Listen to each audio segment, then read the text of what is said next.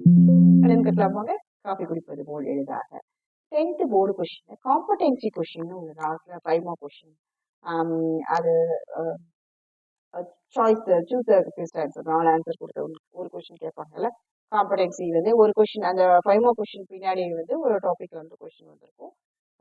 காம்படென்சினா என்னன்னா உங்களோட ஸ்கில்ல டெஸ்ட் பண்றது ஸ்கில். அப்போ ரியல் நம்பர்ஸ் டாபிக் இருக்குன்னு வச்சுக்கோங்க.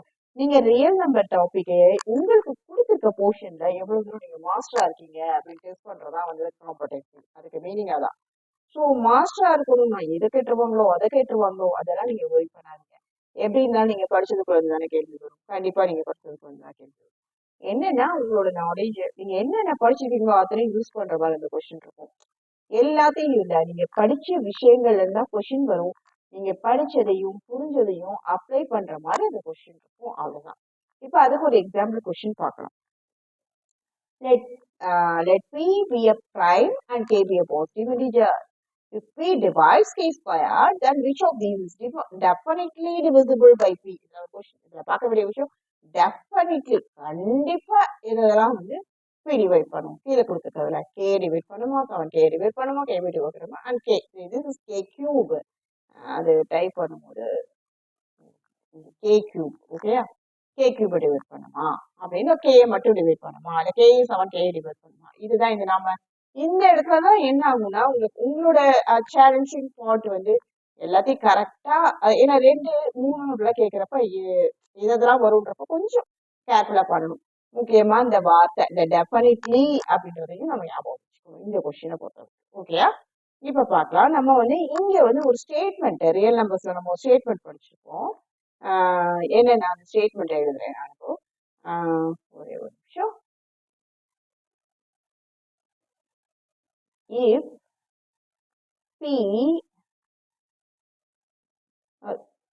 divides k square, if p divide இது ஒரு theorem, p divides a squared, then p divides a. இது ஒரு ரியல் நம்பர்ஸ்ல உங்க புக்ல இருக்கக்கூடிய தியரம். இதுல p என்ன, where p is a prime and a is a positive integer. ஓகேயா?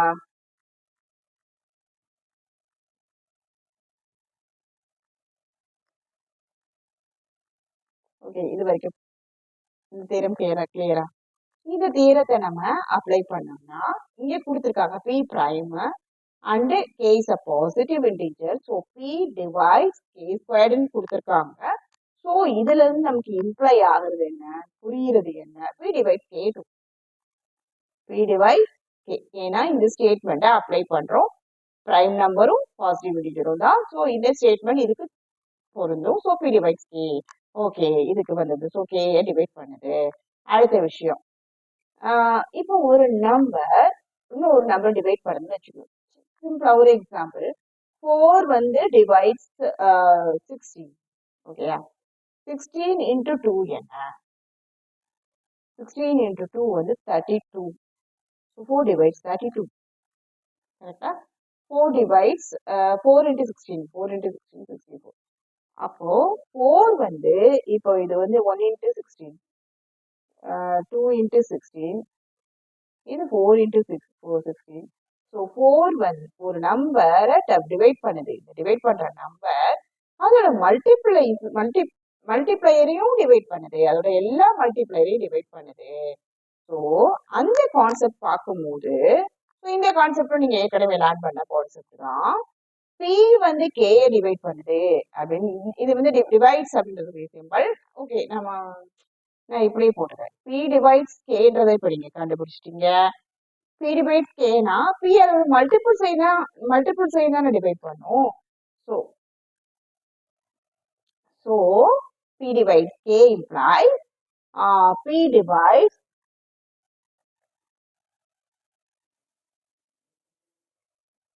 7K2. 7K டிவைட் பண்ணுது. அதுக்கு அடுத்து K கியூபையும் டிவைட் பண்ணும். ஏன்னா 3 K into K into K அப்படின்ற 3 அந்த K கியூப்ன்றது K 3 தடவை மல்டிபிள் பண்றதா. So it's also multiple. So P divides K cube too. ஏன்னா நம்ம எதுவுமே அதான் ப்ரீ டிவைஸ் கேஸ்.